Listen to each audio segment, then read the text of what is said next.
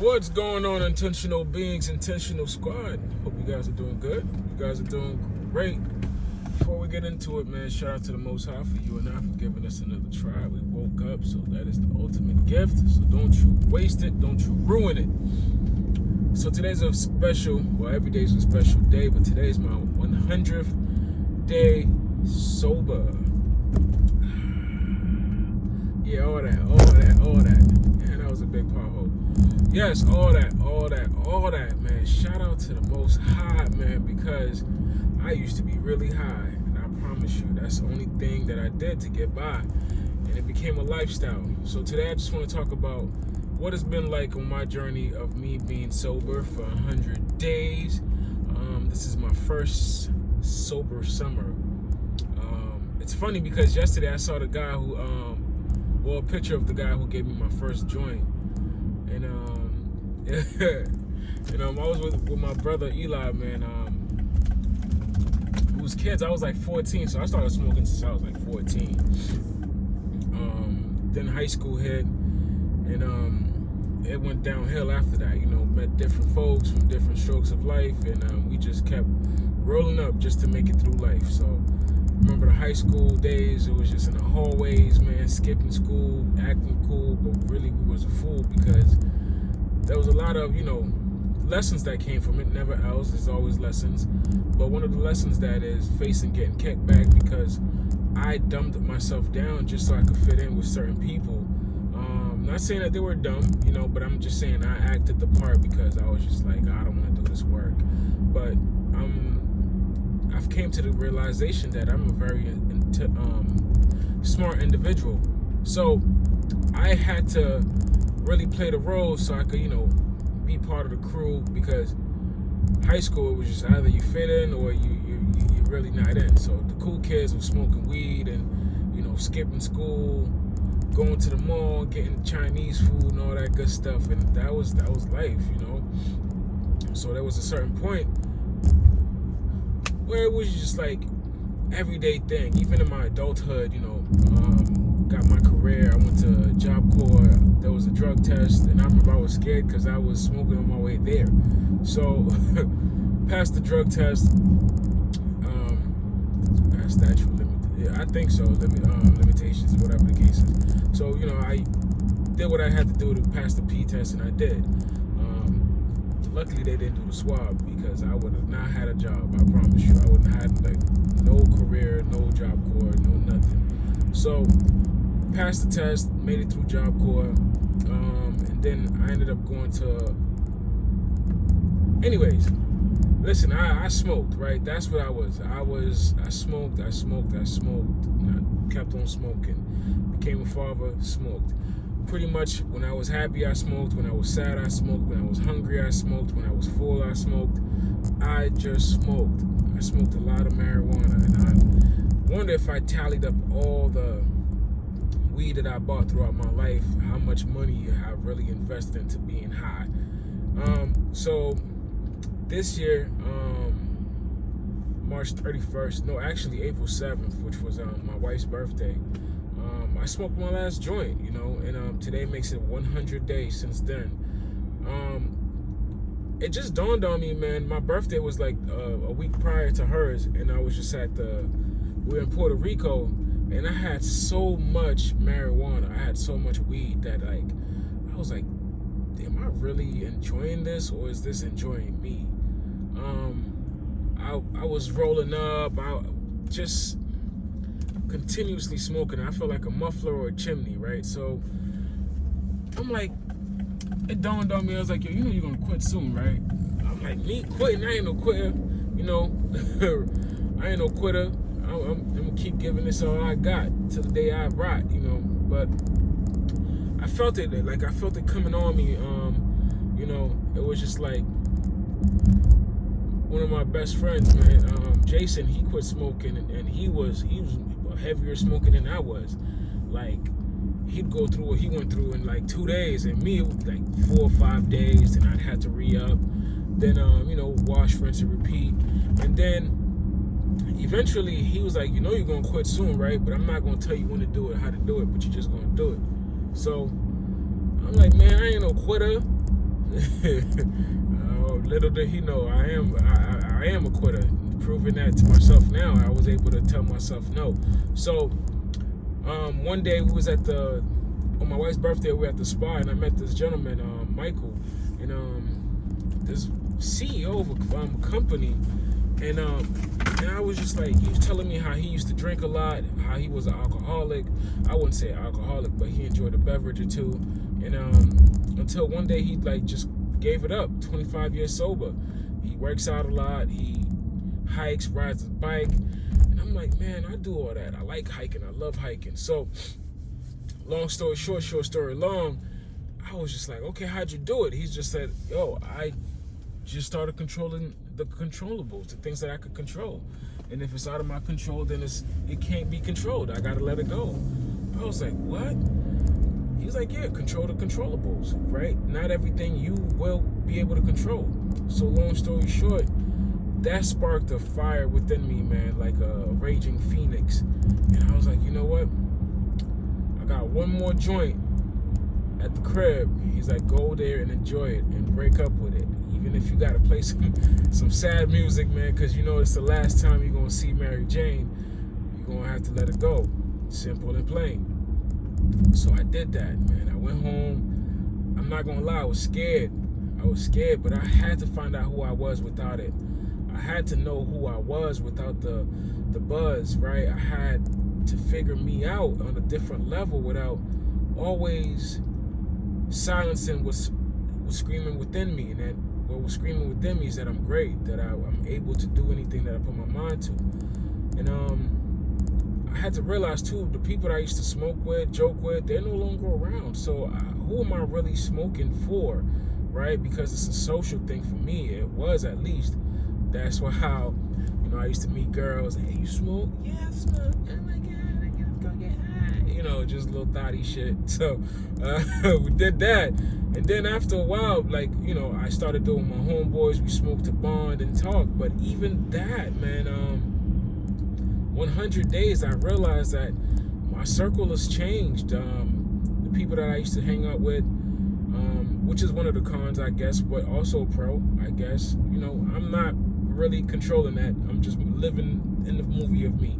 So some of the homies that I used to kick it with, we don't really kick it as with no more. Even family, I'm gonna be honest and transparent. I'm gonna be a Casper the Ghost right now. Even some of my family members I don't really hang out with as much, but we still talk. Just because I'm in a different place, like we don't really smoke to bond and stuff like that. So yeah, I wanted to know who I was without it. I wanted to challenge myself. I feel as though like I could do most things but quit marijuana. Even my lady was like, man, this is scary. I don't know if we should go cold turkey, maybe just slow down. I'm like, man, if I slow down, I'm never gonna stop. Just because I'm always gonna find a way to keep smoking more. There's always gonna be an issue or a situation. I'm like, look, I'll even put you in the telly for a couple of days, man, just because I know the withdrawal is gonna be crazy. 25 years of smoking.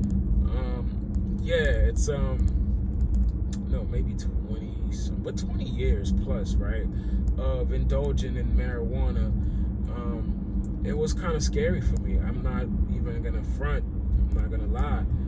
But I had to find my ultimate why. And it's just after going heartache to heartache from like parenthood, failed relationships, failed friendships, I'm like, yo, it's about time I give up on what's been holding me up. Not saying that, well, I have been more successful since I started smoking weed. That's one of the pros. I have more money. Not bragging. I'm not up yet, right? But I will be. I'm more focused on accomplishing newer goals and creating businesses and having things that really mean something.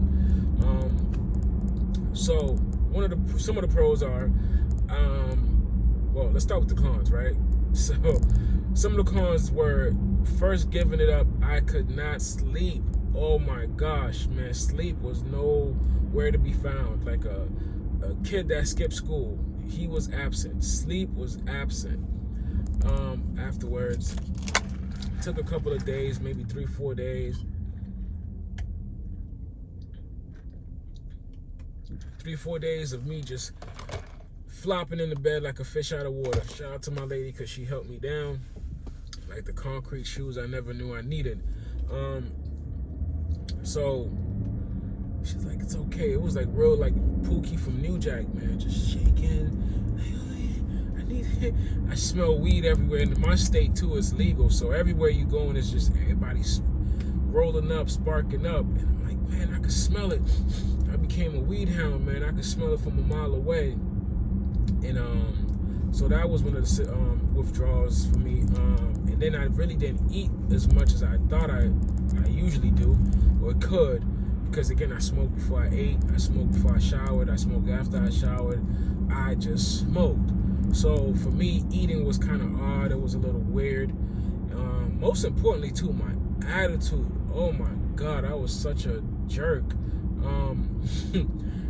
I was real spicy, man. I just like missed a major pain. Like what?